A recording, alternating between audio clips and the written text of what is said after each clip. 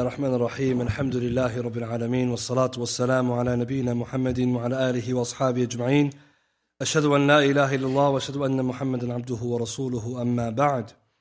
Continuing our lessons on the miraculous nature of the Qur'an and its inimitability. Last week we covered the discussion about the Qur'an and its predictions, past and the future. And we also talked about some of the doubts that are raised about these kind of predictions, or some of the questions and how we can answer them. This week we're going to move on to the next one. I believe this is number 5, is it? Yeah? 4? It's 4. Which of the miracles are we doing now? One has the numbering, or should I go back? Yeah? Yes, so let's check which number that is. So in our list, this is going to be number 4. So we're going to explore the powerful effect the Qur'an has on both the reciter and the listener. So the Qur'an, one of its miracles is that it's easy to memorize, that we'll talk about in a second, but also it is very powerful on the one who recites it, the one who listens to it, the one who hears it, whether they be kafir, whether they be Muslim, it doesn't matter. And this is because the Qur'an is a speech of Allah subhanahu wa ta'ala. And therefore Allah's speech will always have an impact on the one who listens to it. Because we're talking about the speech of Rabbul Alameen, the Lord of the heavens and the earth, and everything that's in between, the Lord of everything, the Lord of the worlds. So the scholars, they mention that from the miraculous features of the Qur'an is its profound effect, its lasting effect on the one who recites it. So the reciter, him or herself. And then, number 2, the listener, the one who heard it or has been read to. And so in many ways, the Qur'an's recitation is a benefit for the one who's reciting themselves. But even if you read it to someone else, it will also benefit them. It will impact them. And so for the listener, how does the Qur'an have a powerful effect? The one who's listening, when he or she listens to the Qur'an, when they hear the Qur'an, it moves their heart. It moves their heart towards tears. It can make their skin crawl. It can grant them peace and tranquility in their heart.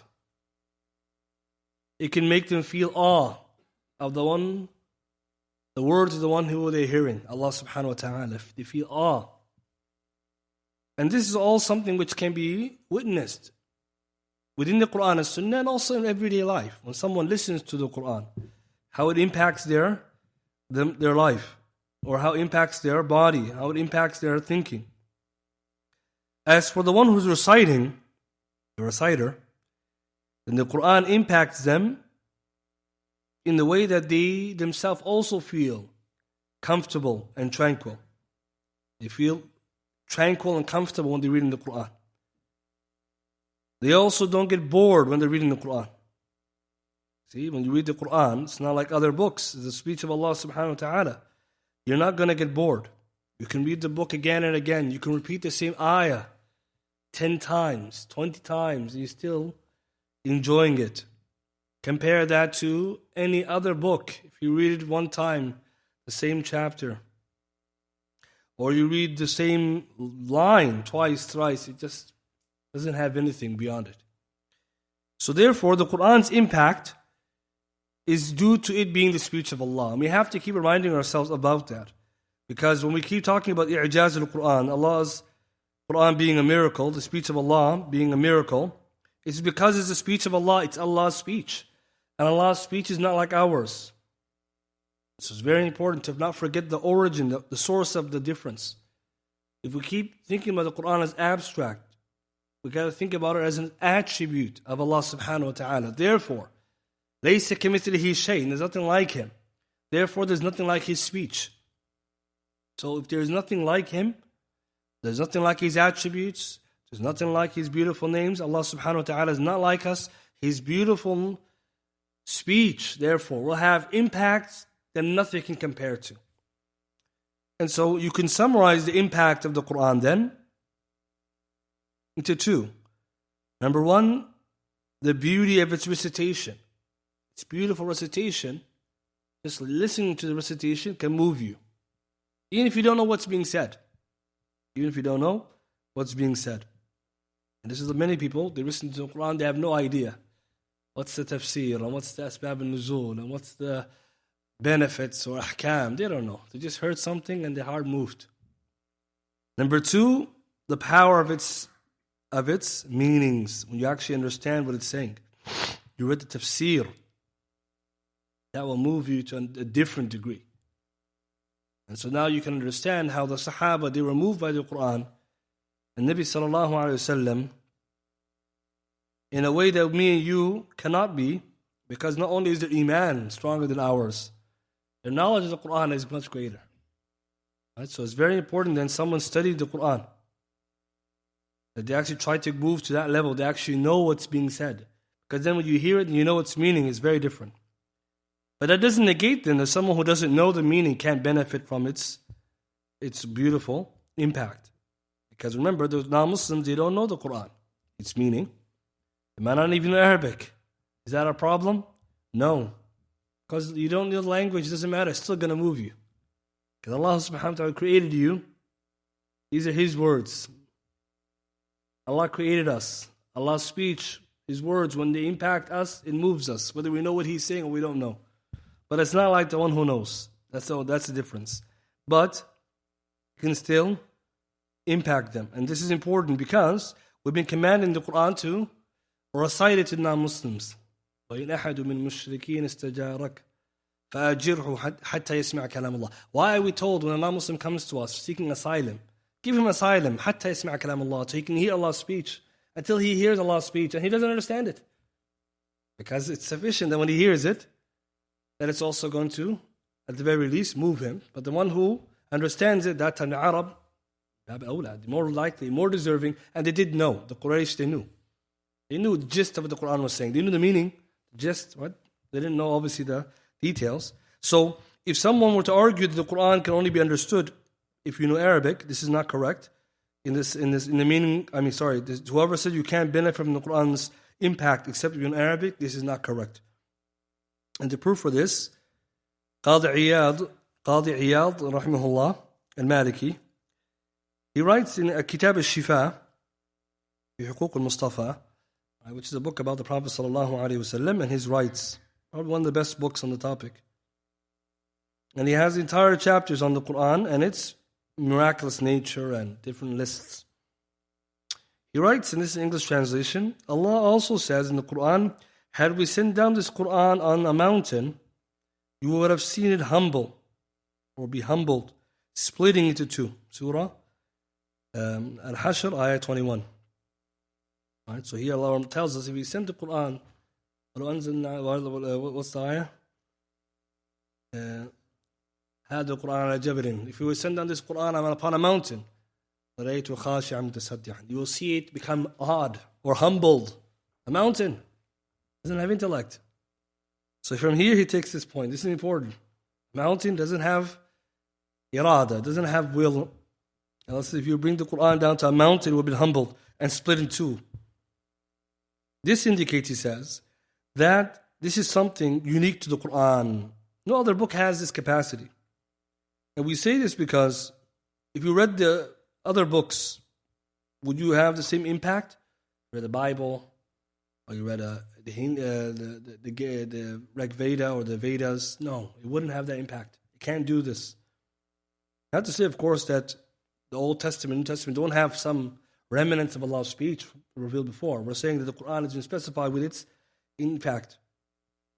Then he says, it can even seize someone who has no understanding of its meanings and does not even know its language or its explanation, So therefore he says it's possible someone who doesn't know Arabic can still be moved by the Qur'an. And we witness this in today's time, and in the past it happened as well. طيب, so the benefit behind this first part is that the Qur'an's powerful impact on the reciter and the listener is proof the Qur'an is the speech of Allah. Why? Because no other book can move you the way the Qur'an can move you. And someone may obviously have some questions about that, and we'll talk about some of those kind of issues as they come later on. Let's look at the listener now, and then we'll look at the reader. As to the one who's listening, there are different ways in which the Qur'an impacts them. We said already that it could be just its sound. And therefore, when we read the Qur'an, you have to pick your preference to recite the Qur'an in the best possible manner. In Islam, we're encouraged to read the Qur'an in a beautiful manner. Why? Because it only increases the Qur'an in beauty. The beauty of the Qur'an really is in its meanings. But this voice, when you read in a good voice, it increases those beautiful meanings with more beautiful meanings. And it makes it more beautiful, the sound, along with the meaning. It's not just beautiful sound, no meaning.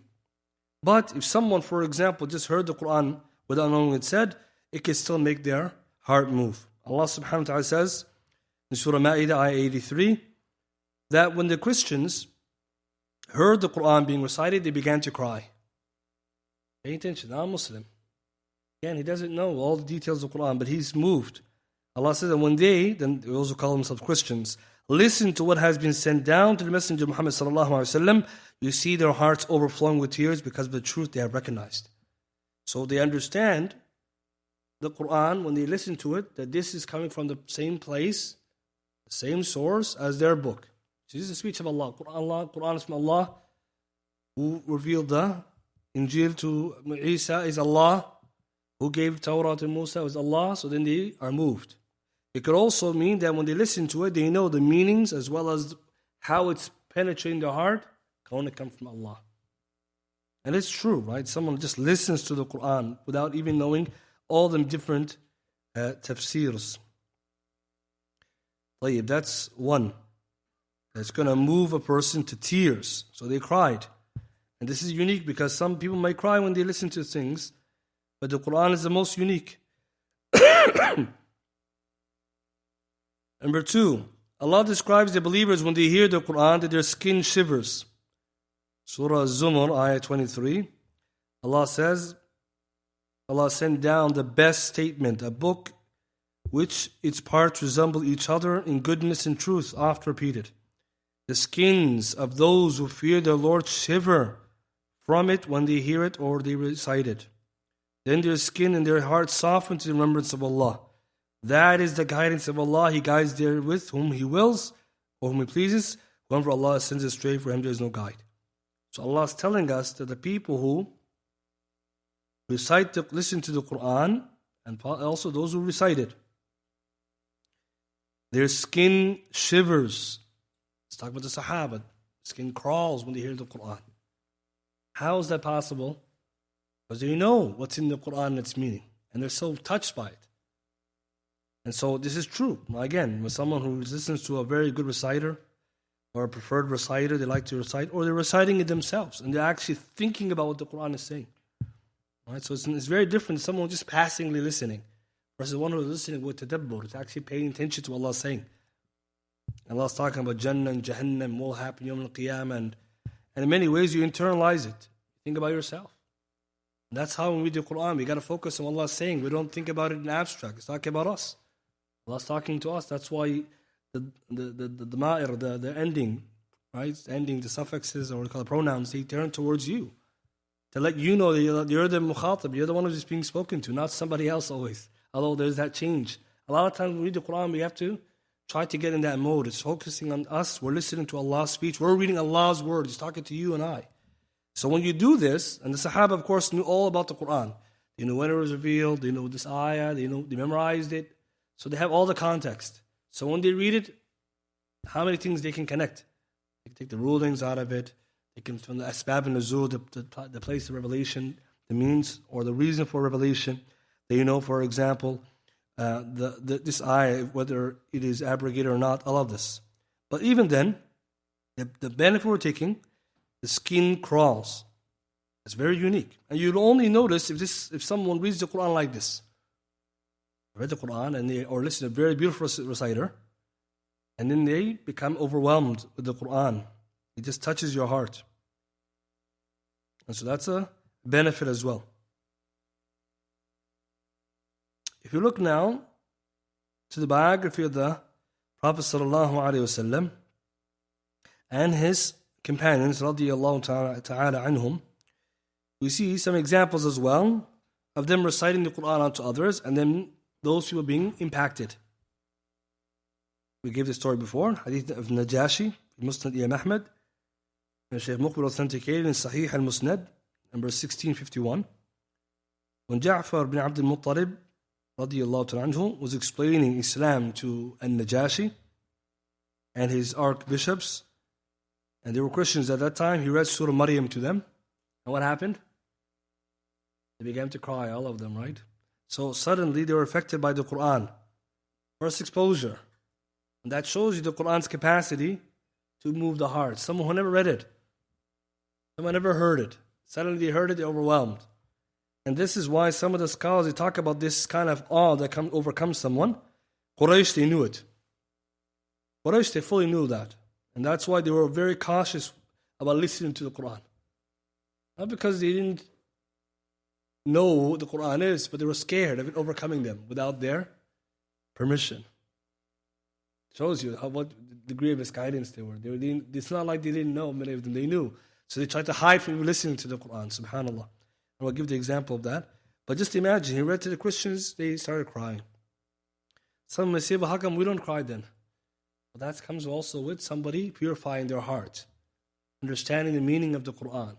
Someone has to practice reciting the Qur'an with tadabbur, not just harakat, moving your tongue with the wordings. That's why if someone tries to increase in their understanding of the Qur'an, also reflect on what's being said by reading the translation, reading the tafsir, and then pondering, tadabbur. This is very important. And these are important. That's why the lessons of tadabbur are very practical, because they helps you to go from theory to practice. You're listening behind the salah, or you're in the taraweeh, or you're just listening in your car, you listen to the ayat, you can become overwhelmed by those verses because you're listening. And the difference between hearing and listening, right? So someone just sitting back and they're not listening, they're just hearing. And of course, the Qur'an can still move them, but it's not the same. You're not even paying attention. The Qur'an requires us to be attentive. But even if someone didn't understand it, and they were attentive, what moved them, we said, was the first one, the beauty of its rhythm and its sound, and the Qari's voice. That's why Nabi sallallahu alayhi wa sallam told us, زَيِّنُوا الْقُرْآنَ بِأَصْوَاتِكُمْ, beautify the Qur'an with your voices. Why? فَإِنَّ الصَّوْتَ الْحَسَنِ يَزِيدُ الْقُرْآنَ حُسْنًا, because a beautiful voice increases the Qur'an in beauty. Where is the beauty of the Qur'an? In many layers. Its meaning, its construction. Like we said, all the Qur'an is beautiful. But the beautiful voice, it makes it more beautiful for what it is. That's why when you're reciting, and you're picking to who to listen to, you pick the good voice. With that intent, you want the Qur'an to penetrate your heart. And the same thing, when we share these recitations, they have a powerful effect on a person. So even in Arab, the pagan Arab, the Quraysh, they knew this. And so, for those reasons, whenever they heard the Qur'an being recited, they used to play noise, or make noise, or some kind of music even, in order to get away from listening to the Qur'an on purpose. Because they were scared of what was going to happen when the Qur'an touches their heart. They may become Muslim. An example, Allah subhanahu wa ta'ala, He says in Surah Fussilat, ayah 26,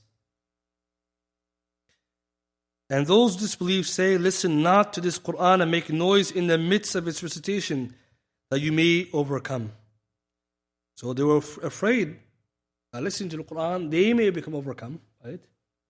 But also that they can overcome the Qur'an and its impact on those who are listening. As one of the asbab da'wah, you recite Qur'an unto people. Gather someone, read Qur'an to them. You'll see them become Muslim. Happened before, happened till today. That's one of the asbab da'wah. Nabi sallallahu alaihi wasallam used it as well. Ja'far bin Abdul Qaadir, he did it, Najashi became Muslim. And there's many examples across the world. Someone gathers, gets a non-Muslim, just we say, listen to this. And they become Muslim, they become interested. What is that? And this is important. But what's interesting in Quraysh, they knew this. So they just tried to not listen to it.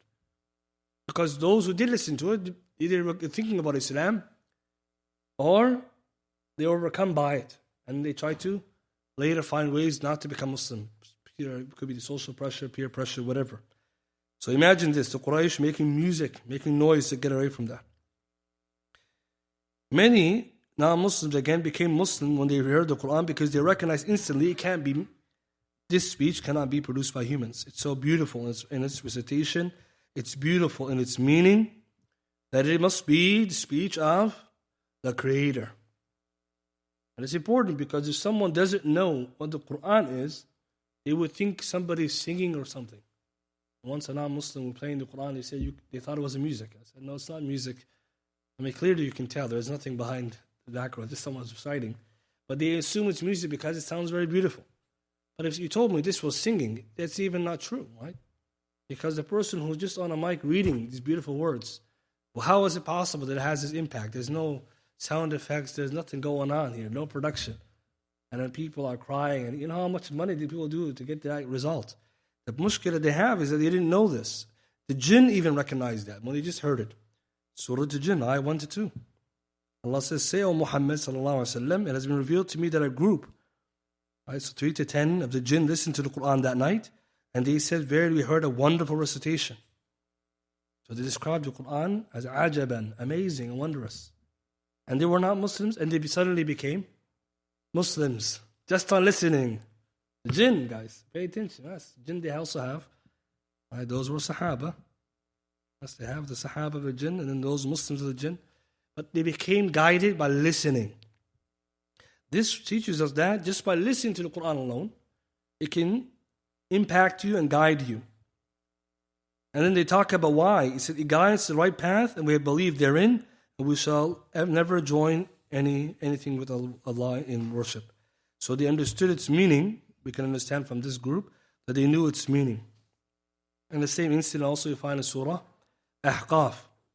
And what we know from the Surah Ahqaf that these jinn were Jewish, right? They followed Judaism.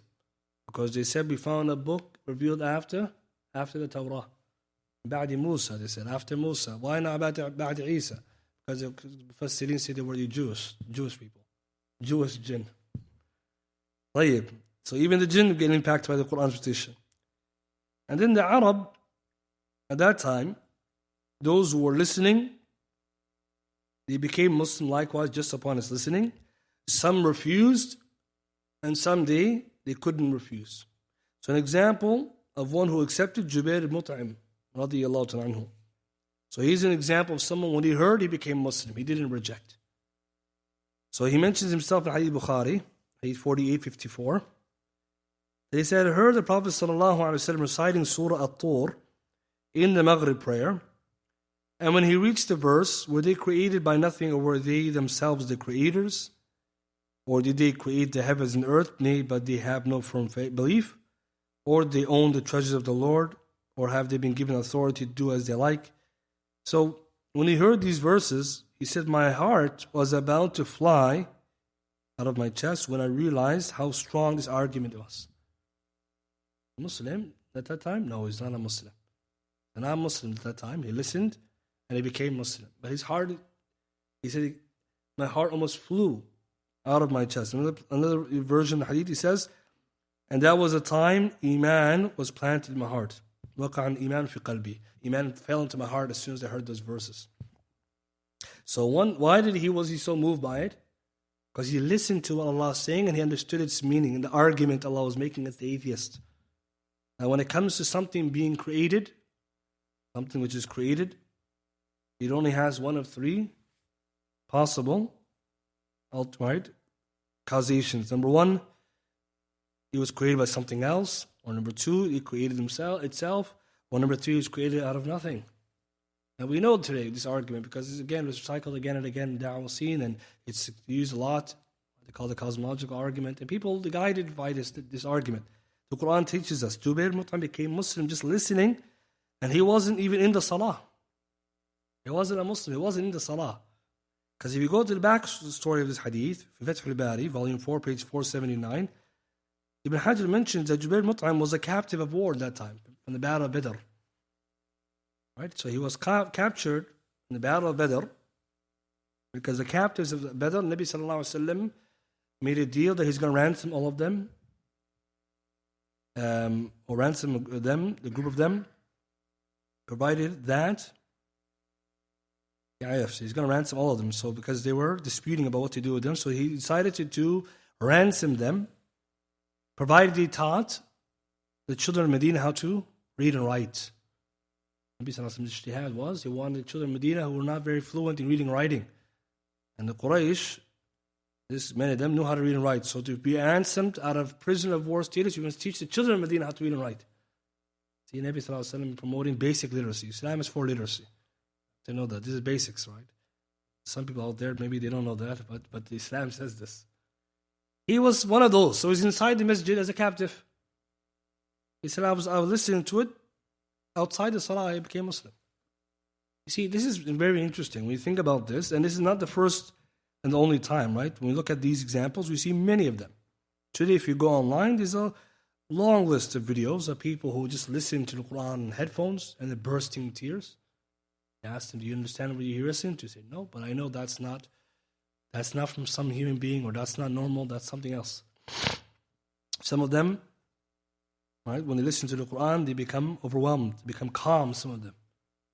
Others, they listen to the Qur'an, like one video, a woman, she fell on her knees. She fell on her knees in the street. Listening to the Qur'an, she was overwhelmed. Again, they didn't know Arabic, doesn't know what's being read. They're falling on their knees. We're not going to find this from any song. Yeah, it's very important. Today, people are playing music, nobody's falling on their knees. You think about it, right? And this, again, we take it for granted because we're Muslims, we listen to the Qur'an all the time. But if you think about it deeply, the Qur'an is unlike anything else. And when it comes to listening to the Qur'an, it also has positive effects for those who listen to it often. As Muslims, we encourage the recitation of the Qur'an. And we often promote the recitation of the Qur'an. And we know this from our religion. The deen teaches us to recite the Qur'an. We read the Qur'an, Allah commands us to recite it, but we don't realize what the Qur'an can do for us. The speech of Allah subhanahu wa ta'ala. So some scientific studies try to examine what is the Qur'an's impact on lifting anxiety from people, especially patients who are sick, and they found it's very effective. For those who have anxieties, who have illnesses, who are going through chronic illnesses, that when they listen to the Qur'an, they become calm. It removes their anxiety, their worries. Imagine. We already know this from the Qur'an. أَلَا بِذِكْرِ اللَّهِ طُمَئِنُّ الْقُلُوبُ. When we listen to the dhikr of Allah, which here means the Qur'an, the hearts find rest. But when someone now goes and studies and he finds it's true, it only increases you to continue to do what you're doing. Because again, the non-Muslims, they don't know this because in their culture, they resort to music. Music doesn't have the same benefit. And we'll explain that later, the difference between music and the Qur'an. So this is for the listener. And so for us, we encourage people to listen to the Qur'an. If someone hasn't listened to the Qur'an, we give them and we share them the beautiful recitation of the Qur'an. You will be amazed. Today, a lot of non-Muslims, they like to listen to the Qur'an before they sleep. Some of them. Helps them to calm down. They don't know what's going on. But we tell them it's even greater than that. The malaika, they come down. The malaika come to your house when you recite the Qur'an. Shayateen exit from your house. This is the reason why you feel so much comfort at home. So many people, they don't realize that. In their home, they're shayateen because you're playing music. And so you're having a party you didn't even know you had inside your house. And all kind of problems, like disturbance and depression. And a lot of people have this problem. And if you just look at their house, you realize no wonder. Just put on the Qur'an, especially Ayat al-Kursi and Surah al-Baqarah, you'll see what changes. And Muslims, we know this, but we have to encourage people to do that. And we should be very deliberate in that. Because you don't know. Many people never listen to the Qur'an. Number two, now let's look at the angle of the reciter. So the listener is very easy to see that when they listen to the Qur'an, they're going to become affected. And there's another angle connected to this as well. And we'll talk about that in a second. But let's go to the reciter now. The one who recites the Qur'an, the scholars say he or she also is impacted by the Qur'an significantly. Because the Qur'an benefits the reciter. Okay? Allah mentions in the Qur'an that the Qur'an is a cure for that which is in the chests. In Surah Yunus, ayah 57, and also in Surah Al-Isra. Allah mentions, O mankind, there has come to you an instruction from your Lord and healing for that which is in the breast or the chest, and guidance and mercy to believers. So Allah subhanahu wa ta'ala refers to the Qur'an, وَشِفَاءٌ لِمَا فِي الصُّدُورِ. It's a cure for that which is in the hearts. In Surah Isra, Allah mentions for the mu'minun, for the believers. As for disbelievers, the Qur'an doesn't do more for them except give them more loss. And so some may say, well, how come for the disbelievers, they might not get the same effect as the believers? We'll talk about that in a minute. But the believer who believes in the Qur'an, when he or she reads the Qur'an, it's a cure for that which is in the chest. So scholars of tafsir, they mention there's different meanings behind this. What's the shifa mean here? One of the meanings is amrad al-shahawat, the sicknesses of shahawat.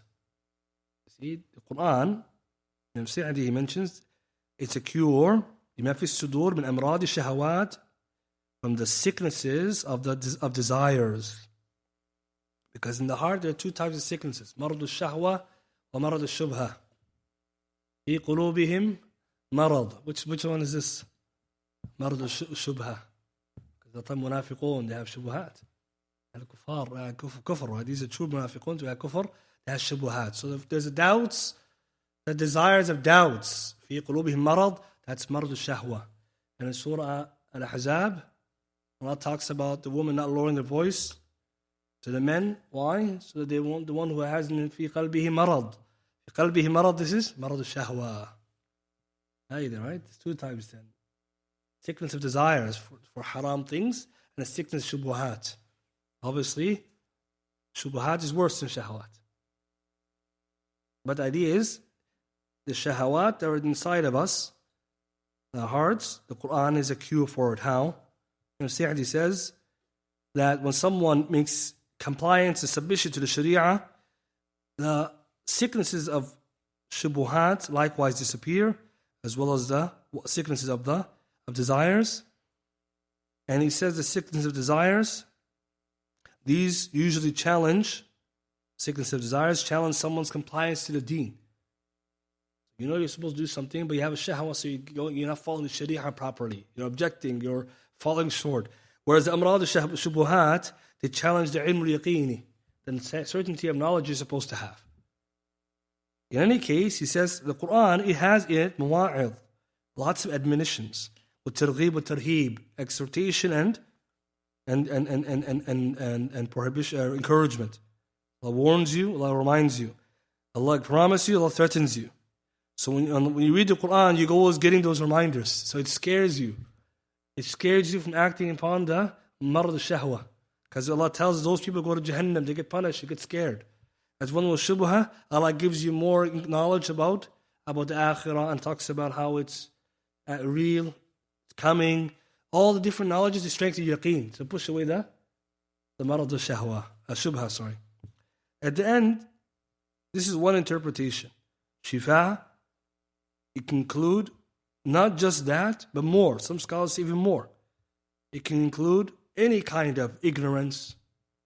And some scholars even go further and say it also includes the everyday things that we suffer from, of anxieties, worries, depressions, and sadnesses. And this seems to be correct. That is a general. But we can say with shifa, it includes all of that. It's a cure. Lima fi sudur, all of that. So mental illnesses, okay, obviously now we're talking about the more severe ones that require specialized aid. You know, the ups and downs, someone's mood is up and down, someone's anxiety levels are very high, stress levels. You get the Qur'an. And it's very important. This is how the Muslim deals with their problems. They listen to the Qur'an. Allah's speech. You don't medicate yourself with some Qur'an or shaitan. Because you put that on, it's going to make you more sad. It'll make you more miserable and more problems. And this is true. A lot of people, they can't find even what they're doing is not, they don't realize it's not helping, it's making it worse. So for the listener, when he listens to the Qur'an, reciter, the Qur'an will benefit them in their heart. That's why when you read the Qur'an, you feel good. You finish reading. The Qur'an is unique. When you finish reading, you feel good about yourself. Not only because you did a good deed, but also because you read the book of Allah subhanahu wa ta'ala. You get rewarded, but also what it does to your heart when you're reciting the verses and what verses you're coming by. And in the Qur'an, of course, is cure for all of our problems. Right? All of our problems are there. The Qur'an speaks to you, tells you examples of people before. And that's why it's important to remember the Qur'an is a book. You can go for all of your problems. But we have to be attentive. You have to do tadabbur to really find it. Even if you don't know, you just open the Qur'an, you're going to find something that's going to relate to you. Number two, when someone recites the Qur'an, they find that peacefulness and that peace of mind they're looking for. And we mentioned the ayah, Surah Ra'd, verse 28. الَّذِينَ آمَنُوا وَتَطْمَئِنُّ قُلُوبُهُم بِذِكْرِ اللَّهِ. Allah says, those who believe and whose hearts they find rest in the remembrance of Allah, أَلَا بِذِكْرِ اللَّهِ تَطْمَئِنُّ الْقُلُوبُ. Verily, in the remembrance of Allah do hearts find rest. But Allah is reminding us that the Qur'an is where the hearts find rest. Why? Because you're listening to Allah's speech. Allah subhanahu wa ta'ala created us. He also is informing us of where we can find our comfort. The one who created knows best. And the heart, the problem and the nature of the heart, brothers and sisters, is that it's always moving. By nature, it doesn't stay still. It's always up and down. Today you want to do this thing, it's the same day you change your mind. You have your willpower is the roof. In the Fajr, in the Isha, you're defeated. Same day. That's the dalil Allah subhanahu wa ta'ala exists. Some ulama says, واضح, dalil Allah exists. It's your iradat going up and down like that. Because you can't even control that. And sometimes you will just wonder, where do you get this sudden willpower? But what's interesting is that everyone wants their heart to feel calm. The nature of life is that it just makes our heart more moving or more disturbed. Because the world has so much problems and distractions. So you got to remember, brothers and sisters, when we look at the world, it doesn't make our heart calm. It makes it more agitated. What's going to calm your heart? Dhikrillah. A secret no Muslims had, no one has. Now Muslims, they have no comparative, nothing they can do. They sit there, they can do breathing exercise, and nothing that's going to help. Because the heart is what's moving up and down. It's not your lungs. It's the heart. And we know, brothers and sisters, the heart is not just a muscle. We know today it's called a second brain. It's called a mini brain, it's called, right? They're finding out what we know, the connection between the heart and the mind, right? Neurologists caught up. And they don't understand a lot, but they're coming to a lot of great information that supports the Islamic narrative. Be shocked. But how do you calm that heart? To stop it from moving up and down so much, getting distracted so much, always feeling like you're not even able to focus. The Qur'an calms you down. It also gives you what you need. The scholars of tafsir says that the heart, the dhikrullah in the ayah is the Qur'an. For qulub, the hearts, when it knows the meaning of the Qur'an and its rulings and the haqq that's in it and the evidences, etc., that it becomes tranquil. It gets that certainty and that knowledge that it requires. And at the end, it starts to become calm. It also teaches that when you read the Qur'an, because you're reading Allah's speech, you become comfortable, because in the dhikr of Allah and His ibadah is the purpose of our creation. So when you do what you're created to do, you feel the best that you can possibly feel. That's when you finish salah, you feel amazing. Because salah is also ibadah. All the ibadat, they give you a good feeling, because you're doing what you're supposed to be doing. You're created for this. And the opposite is true. When you disobey Allah, the number one sign that it's bad is you don't feel comfortable at the end. At the end of it, you feel guilt, suspicious, worried, and you also feel like you have to do something to fix that. And this is why so many people, they don't like to do bad things. And so here the Qur'an, it calms us down. It gives us what we need. Only the Qur'an can do this, right? And again, the dhikrullah. Another third one, the Qur'an, for the reciter, when they recite the Qur'an upon themselves or others in the form of ruqya, the Qur'an is a cure for the body and the mind, and for the one who is sick, spiritually sick from evil eye or jinn possession or certain mental illnesses, the Qur'an is a cure. And this is interesting, because when it comes to the Qur'an being used as ruqya, we all know it, but we never think about it deeply. How is it possible that someone reciting certain words and somebody else is becoming cured. You're not putting anything in him. You're not giving him any injection. Brothers and sisters, we take it for granted as Muslims because we're so comfortable with it. You see somebody who has these problems, the non-Muslim doctors don't know what to do. The pastors and priests doesn't know what to do. But the imam or a person who does ruqya, they know what to do. Raqi knows what to do. This is proof the Qur'an is the speech of Allah. And it's also proof the Qur'an is from Allah. The fact that ruqya is done every single day and someone is cured. You tell me how it's possible. You read any other words, no shaitan is coming out. Now it's possible that he could read other words that have good meanings, because the shurut of ruqya doesn't mean only the Qur'an. You can use other alfaz. We have certain conditions. But the best of it is the Qur'an. Now if this is true, when we think about it, we don't think about it as an argument for the validity of the miraculous nature of the Qur'an. I believe it's one of the strong arguments to prove the Qur'an is the speech of Allah. Because you take somebody who's under a serious issue, could be, for example, they get hit with the evil eye, or they got hit with the evil eye from the shayateen, or they got hit by sihr, magic. And this is important, brothers. It happens in our society, and non-Muslims, they witness it too, but they don't know what to do. And someone comes in and recites the Qur'an, and he does dua, and we're talking like Fatiha, Falaq al-Nas, these kind of surah, and the person is cured. How? Qur'an is a miracle. And the fact that we recite it to protect ourselves is also a miracle. So some of the scholars say when Allah says He sent the Qur'an down as a cure, it includes both sides, which is the cure you use for your physical ailments. You're physically wounded, you can recite the Qur'an. Nabi sallallahu alaihi wasallam, when he was sick, he used to read Falaq al-Nas and he used to wipe his body physically when he was ill. He used to do that. That's a cure for the physical illness. And when someone's sick, or has evil eye, I want it in the Qur'an. And we know that. But remember, we're going to the speech of Allah. And if you seek refuge in Allah subhanahu wa ta'ala's speech, this is important. You recite the adhkar, Allah is going to protect you. This is proof the Qur'an has not only serious impact, it is the speech of Allah subhanahu wa ta'ala. It's miraculous. There's no other speech is going to do it. And no other speech will also allow you, your nafs will allow you to do it. As a Muslim, if you read something else, you're never going to feel like it did anything. You know it doesn't. That's why today people, they have all these amulets, everything, meaningless. There's nothing. These amulets they're carrying, they have their horse, what they call the rabbit feet and rabbit tail, and it doesn't do anything. Shayateen enter in the house all the time. So when you read Ayatul Kursi, we actually do the real things, it works. And this is, Muslims, we should use this point to explain to people that this is one of the intriguing points for many non-Muslims. Like, how does Muslims know this? But also, what are you reciting? What are you reciting? So Shaykh Ibn Uthaymeen mentions, when Allah subhanahu wa ta'ala says in the Qur'an, وَنُنَزِّلُ مِنَ الْقُرْآنِ مَا هُوَ شِفَاءٌ وَرَحْمَةٌ لِلْمُؤْمِنِينَ. We send down with the Qur'an that which is a shifa, a cure and a mercy for the believers. He says in the Qur'an includes cure and mercy.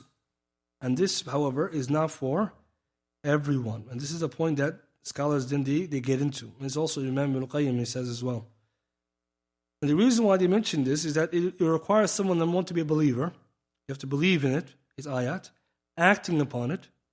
As for those, he says, Ibn Qayyim says, as for those who are oppressors and who have no attestation or belief in it, but don't act upon it, it doesn't increase them except for khasara. Because Allah says, وَلَا يَزِيدُ الظَّالِمِينَ إِلَّا خَسَارًا. And that's a benefit too, that if you don't believe in the Qur'an you have with you, it's not going to benefit you. And you make equal the non-Muslim and the Muslim. Because now if we explain this, a non-Muslim might just carry the Qur'an with him. No, you don't believe in it, and it's not going to work. Same thing, right? Even now we know this too when it comes to many things. We have to proceed what you're doing with some belief. Otherwise, it's not going to work. But the Qur'an especially, also Allah subhanahu wa ta'ala, He made the Qur'an with a physical cure. A cure, the scholars say, like Ibn Uthaymeen in this ayah, ما هو شفاء, he says, أمراض القلبية, الأمراض القلبية, sicknesses of the heart, like shak, doubt, والشرك والعداوة للمؤمنين والبغضاء لهم. So it's a cure for doubt and shirk, polytheism, and animosity towards believers and hatred towards them. It's also a cure من الأمراض الجسدية, the sicknesses of the body, كالصداع والألم, like headaches and pains, whatever is like that. For Quran, كله خير, كله شفاء. Brothers, that's also helpful. Listen to Qur'an when you have a headache. You don't always have to pop the Tylenol. I'm not saying it's haram, but saying sometimes, you can do that. Or if it's too much, then maybe you need something. You need both, maybe. But brothers and sisters, the better benefit we also take from this, the ulama, they say here, when it comes to seeking the Qur'an as a cure, like we said, you must believe in it.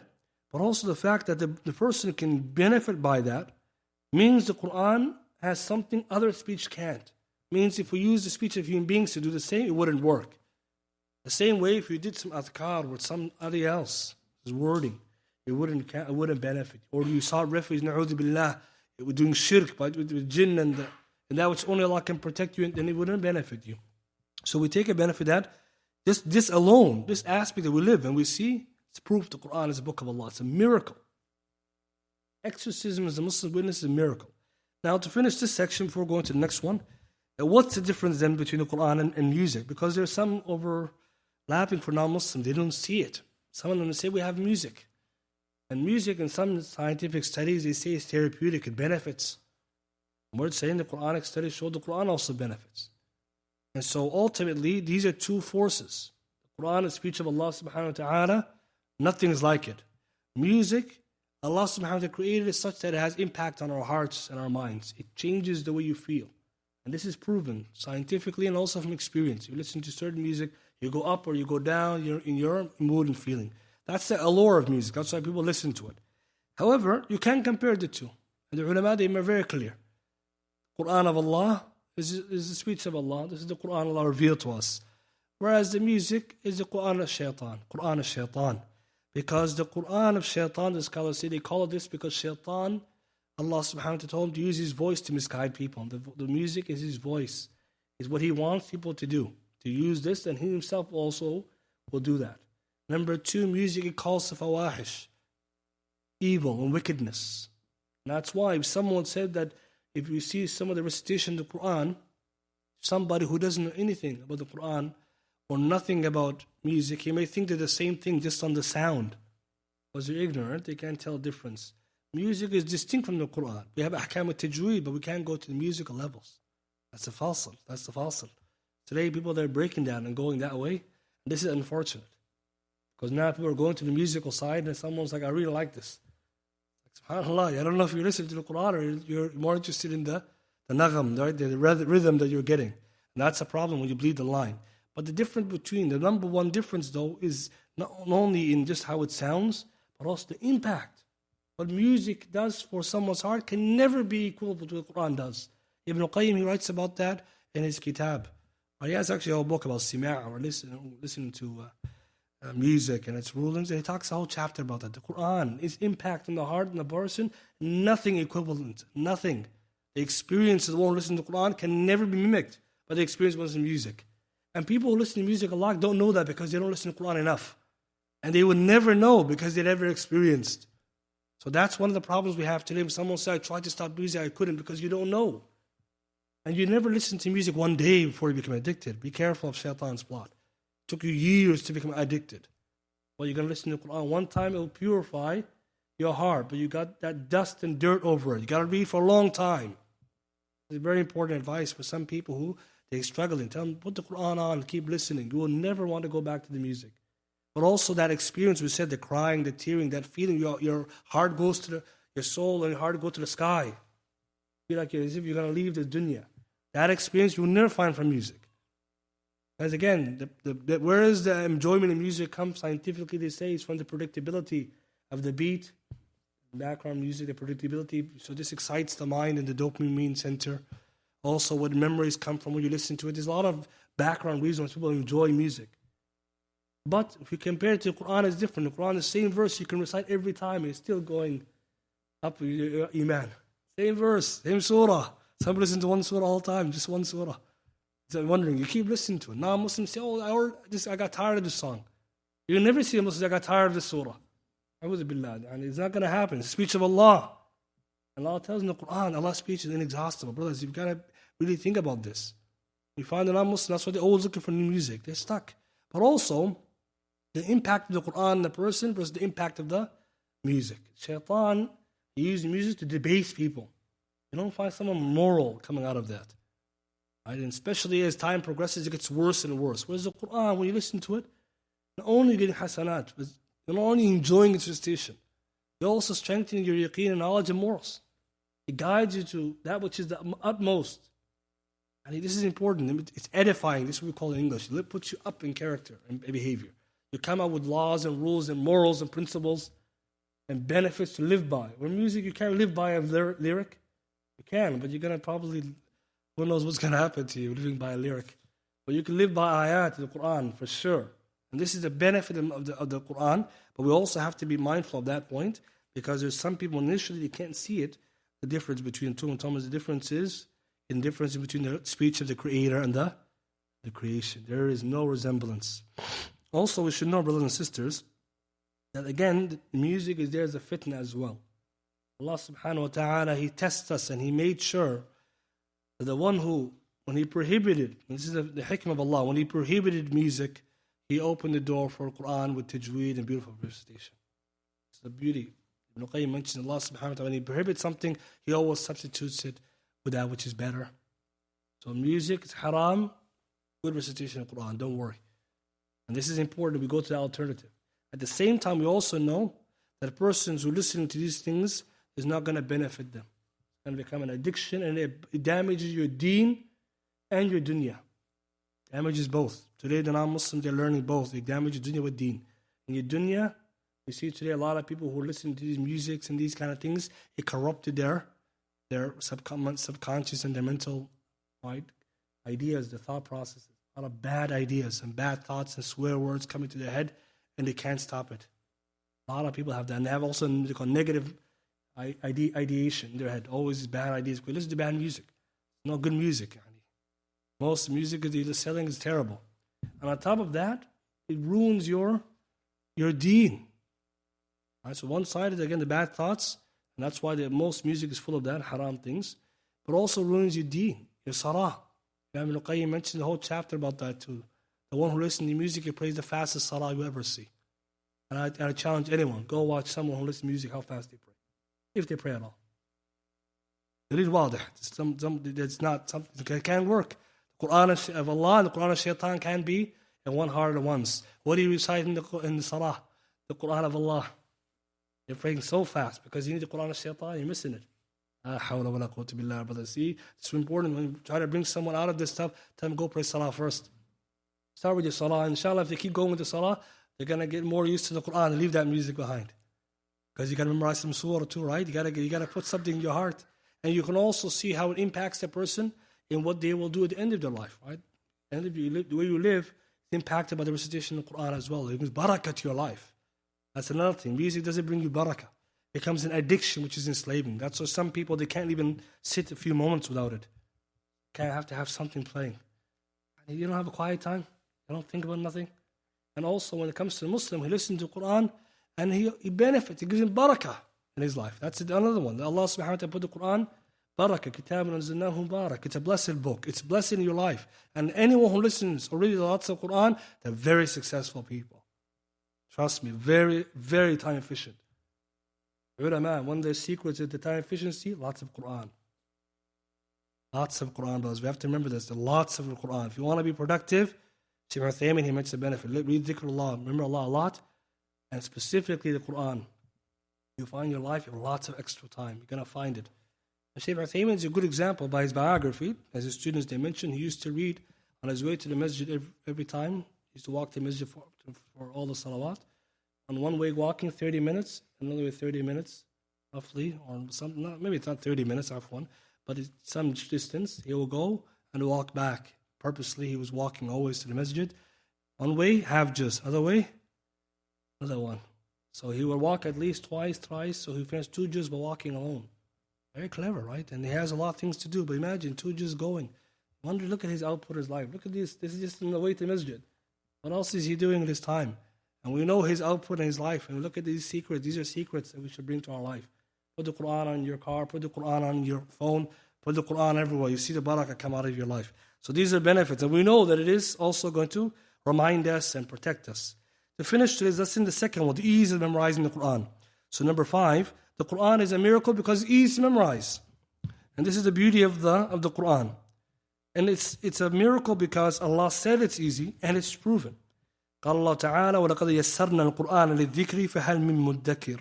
But verily we have made the Quran easy to remember, understand, and remember. Then is there any that will remember or receive the admonition? Therefore, the Quran is something Allah made easy to memorize.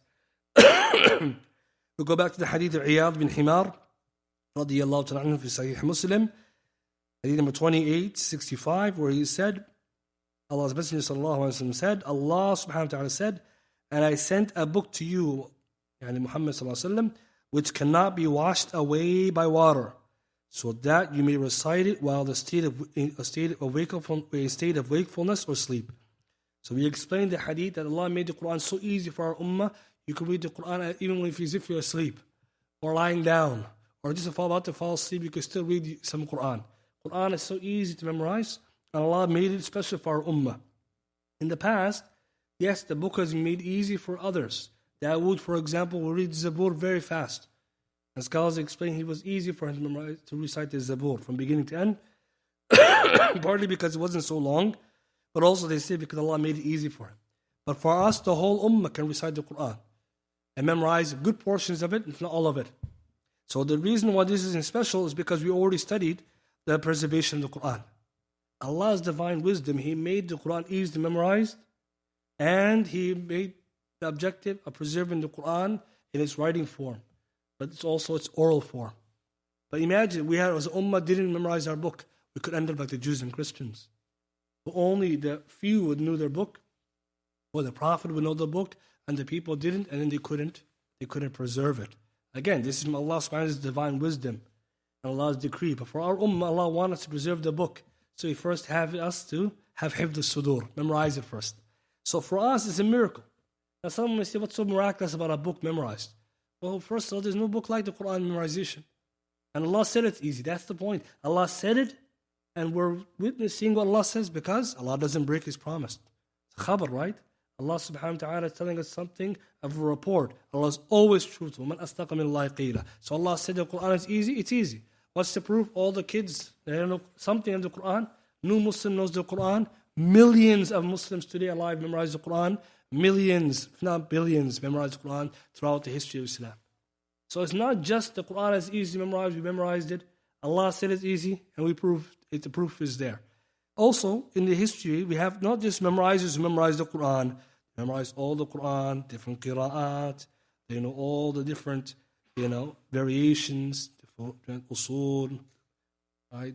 For the furush, all this stuff, what they call the farash, all this stuff. They memorize everything.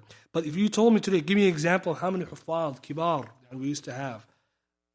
We don't have a book that has all of them. We have books that have a lot of them. But if you say, okay, give me every single name, half of the Quran, we can't do that. Because many of them are awam. We have the big ones, and we have the lay people who know the Quran. Grandmothers and grandfathers, we don't know their names.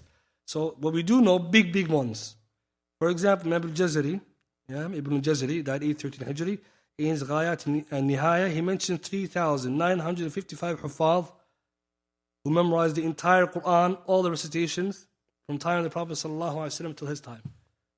And that's just the huffaz, the big ones, who memorized all 10 or 14, right?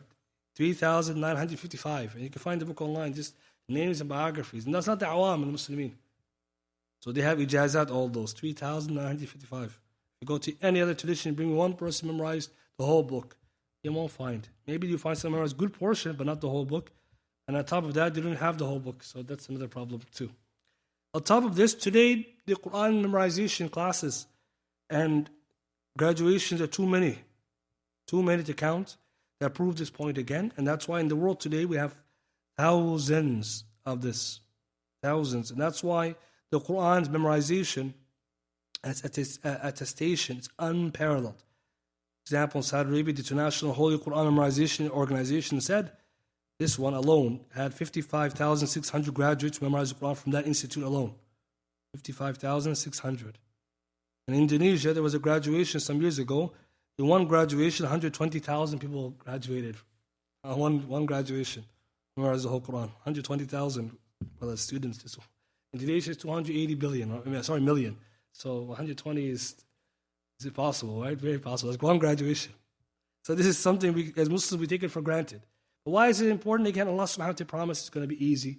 But then if you connect it to the fact that the first one you mentioned, with early lessons that the Qur'an is preserved, it all makes sense now. Why so much emphasis on memorizing a book? Except it must be preserved. And why must it be preserved? Because the book of Allah. And Allah subhanahu wa ta'ala does whatever He wills, and He says that He does. It makes us as Muslims also our story very easy. Our narrative is very uncomplicated, very simple. Because as Muslims, we tell someone something, we say, okay, here's the proof, and here it happened, this is where it is. We're not going and doing a treasure hunt to find some evidence or something. We have everything. Like we said, this is something we should, as Muslims, be also proud of and share with people. When someone asks, how do you know the Qur'an is speech of Allah? Tell them, look, the Qur'an is 1/5 smaller than the Bible. No one memorized the whole Bible. Just 1/5 bigger. And the Qur'an is 1/5 smaller, and some people memorize all of it. So it's not like the Bible is like volumes, right? That's another problem. It's not. And if you broke it into two parts, Old and New Testament is even smaller. But then they couldn't do that one even. So Allah subhanahu wa ta'ala, He willed for us. Ibn al-Jawzi, he writes in Hath al-Hifd al-Ilm, that for verily Allah the Exalted specified our ummah with memorization of the Qur'an and with knowledge. And for those before us, it used to be that they used to recite their books from the scrolls and they were not able to memorize it. Allah subhanahu wa ta'ala favored us by allowing our ummah to be ummah of memorization. Other groups, they had it in paper and books and scrolls. But even when it comes to that, we're still even higher. Because our ummah, we have the biggest libraries with us. Right? Our ummah, what we have written for Islam, there's no religion you can become remotely close when it comes to the turath, the legacy of the literature, the Qur'an, the Sunnah, the Hadith, the ilm. Nothing close. Nobody can come close. And why is that important? Because not just that we're just memorizing all day. We memorize, then we did explanations, and we have the books. And so even in what they're doing, we have more. Like we said, because the Jewish community, for example, is known for their commentaries on their book. We have more. And bigger ones too. And this is important to keep in mind and always to be understood. So this is an easy one to explain. But if someone want to explain to someone, you first must tell them Allah said it. Then it's a reality. It's not just that the Qur'an is memorized. Someone doesn't understand the context. How does that prove the Qur'an is a miracle? Well, because Allah said it's easy, then it's memorized. And the children memorize it, Arab and non-Arab.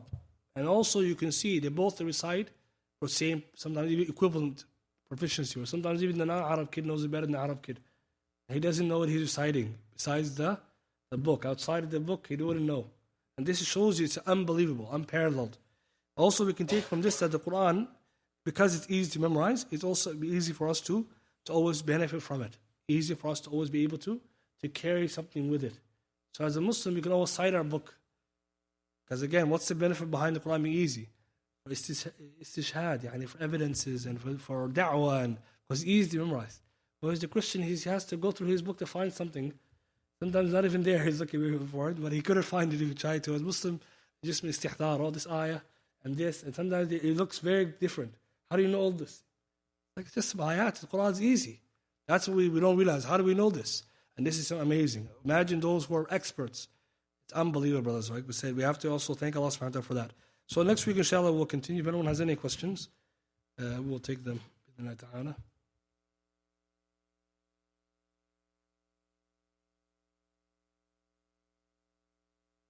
So the brother is asking what the maqamat people do when they recite the Qur'an. That is haram. Yeah. It comes under the singing. Because the maqamat, these are the musical melodies someone has to study to learn them. The way people today recite the Qur'an, there are different maqamat. Maqamat are like different melodies. And you use a miftah, right? And the miftah is taken from the musical institute. Do, re, mi, fa, whatever it is, I don't know. They open with that, and then they go up and down, and then they start reading the Qur'an like this. The nagham, they pick a certain one, and this one. And at the end, it becomes takalluf, unnecessary burden, bid'ah. Because Nabi Sallallahu never recited the Qur'an that way. When he told us to recite the Qur'an in a good voice, it's a way you can naturally do it. Not to go to a vocal school and vocal coach. And also, it becomes problematic because the Qur'an, we already said it has an impact on us. Why do we have to make it musical to get to somebody? Because they learn when you recite this maqam, it's going to make them cry, and then this will make them think. And Qur'an itself is going to move my heart. I don't need this kind of external nonsense. And it's unfortunate. A lot of the Qur'an are doing this. Many of them. And you could tell because for different surahs, they have different ways to read it, and Their voices are going to certain tunes. You can learn online now, na'udhu billah. So our scholars have written about this. They've explained it. They say this is an innovation. There's not no time Sahaba and Salaf. So it is a type of music. That's when the boundaries someone crossed. So the Qur'an is a beautiful voice recitation, is your voice Allah gave you. And you can beautify it to the best of your ability within capacity and within ease. Not too, you can't go beyond boundaries. Also, everybody's voice is different. So some of the scholars say to according to what you're able. For some people, Allah gave them, Allah barak, very beautiful voices. They can just recite beautifully. So you do your best. But what's happening today, people are going on the training. This is not correct. And we also don't need it. Alhamdulillah. Any other questions? Yes, Sheikh.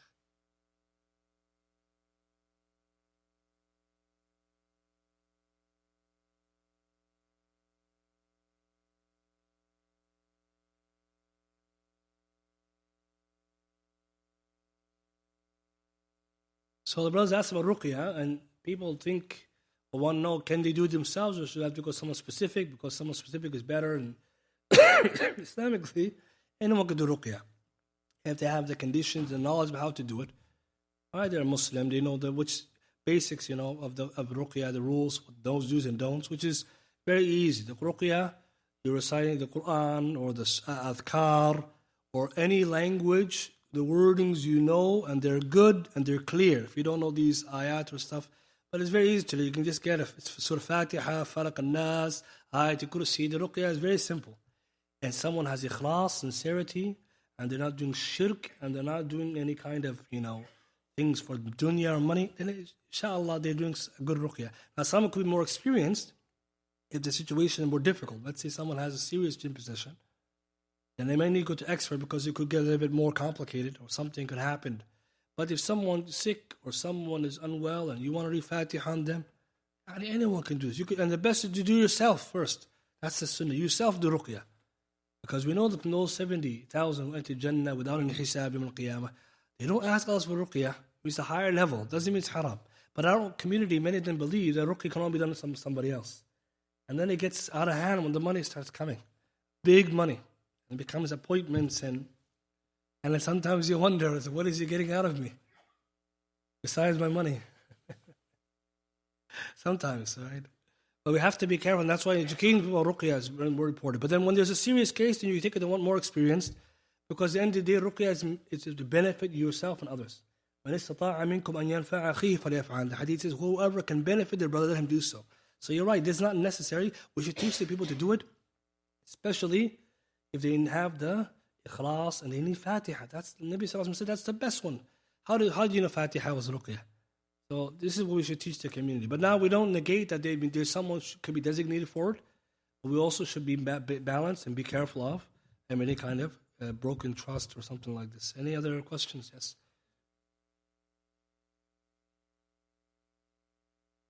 Brother saying, can we do ruqya? Is it permissible to do ruqya non-Muslim? Yes, you can. Hadith Abu Sa'id al-Khudri, the hadith, when they recited ruqya on the leader of the tribe who got bit by a scorpion, he wasn't a Muslim. And the proof was that he said to them, what is your sahib? He didn't say Rasul. He said, what did your companion teach you about that? It means Nabi Sallallahu Alaihi Wasallam. And they said, we'll do it for you, but you have to give us one flock of sheep. So you can do it for a non-Muslim. And sometimes it can be a source of da'wah for them too. Especially if you see them, you have someone who's going through a lot of problems, say, let me help you. And sometimes you would be surprised, especially if the Qur'an recite ruqya for them, and it benefits them, could guide them. Guide them, yes, because he got cured. They gave them that flock of sheep. So this shows you can do for non-Muslim. But also, like we said, like if someone is doing ruqya, he should also come with the condition how to do and everything. But yes, it's permissible. Allahu A'lam. Yes.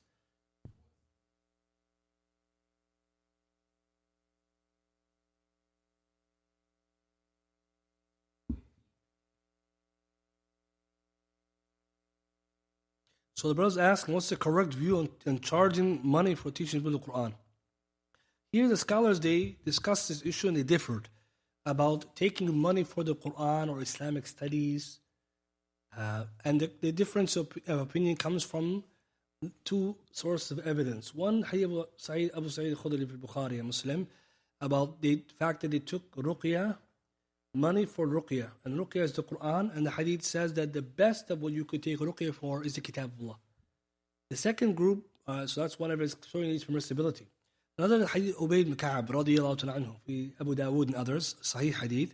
Nabi sallallahu alayhi wa sallam one day found Ubayd bin Ka'ab teaching someone the Qur'an, and he charged that man a bow arrow, like a bow and arrow. And so he told him, Ubayd, do you want that kind of bow of fire, Yawm al-Qiyamah? And he said, no. He said, shouldn't teach for money.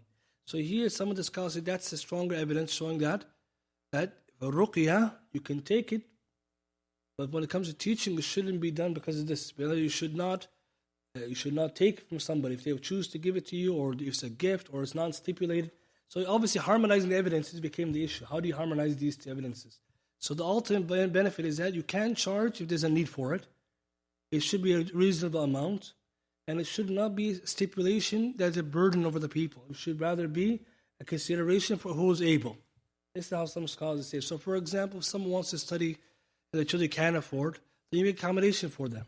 But those who can, it's easy for them, they should pay to benefit the maslahah for the madrasa, for example. Because we know the madrasa can't exist by itself. But this is an environment where there's no Muslim government who's taking care of it. Because in those situations, the Muslim government usually, from the resource, the revenues, that they're going to cover those madaris. So this is the better view. It should not be also something where somebody is also becoming extreme in taking a lot of money, and trying to benefit. It should be, again, that these fees usually are to cover the costs, right?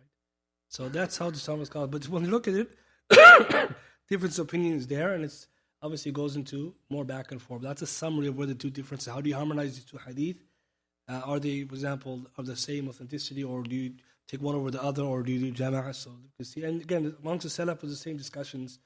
Some of them they would say it's allowed, and some of them say it's not allowed, and so that's how they would understand it. Allahu A'lam. Yes.